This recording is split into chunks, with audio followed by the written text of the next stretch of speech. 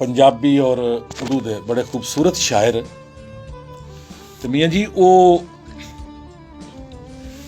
कुछ दिन पहला उन्हें अपनी एक नज़म मैनू सेंड की थी।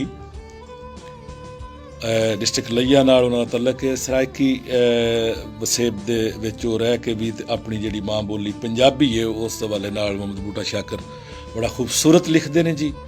और उन्होंने अपना जिहड़ा कोई सिलसिला इस तरह का रखे जी कि वो शेर शायरी करन दा उन्हां दे नाल अरशद सफ़ीर साहब ने वो भी बड़े खूबसूरत पंजाबी दे शायर।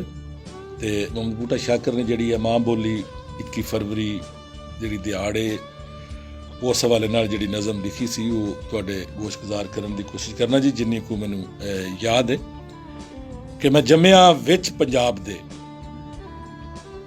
पंजाबी मेरा नां। मैं जम्मिया विच पंजाब दे पंजाबी मेरा नां। मैनू गुड़ती दे के दस्सिया पंजाबन मेरी मां। जेड़े जाए देस पंजाब दे वो लाल पंजाबी बोलते ने। मैं आप पंजाबी बोलना वा मेरे बाल पंजाबी बोलते ने। ते जद बोला अपनी मां बोली मेरा वध जांदा है मान। मेरी मां बोली पंजाबी है पंजाबी मेरी शान।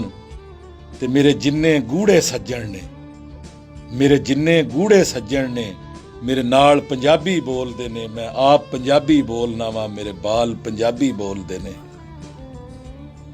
ते ए लहू दे वांगर सोहणिया साडे वस गई विच शरीर। ए लहू दे वांगर सोहणिया साडे वस गई विच शरीर। पई 7 समुंदर पार दिसे एदे पानी दी तासीर। जिन्ना खादा लूण पंजाब दा हर हाल पंजाबी बोलदे ने। मैं आप पंजाबी बोलना वा मेरे बाल पंजाबी बोलदे ने। ते जिस बोलिया नाल प्यार दे मियां जी जिस बोलिया नाल प्यार दे उस लिया मुकाम बना। कोई बुल्ला नानक बन गया कोई बन गया वारिस शाह। ये धरती है दरवेशां दी ये धरती है दरवेशां दी। लजपाल पंजाबी बोलदे ने। मैं आप पंजाबी बोलना वा मेरे बाल पंजाबी बोलदे ने।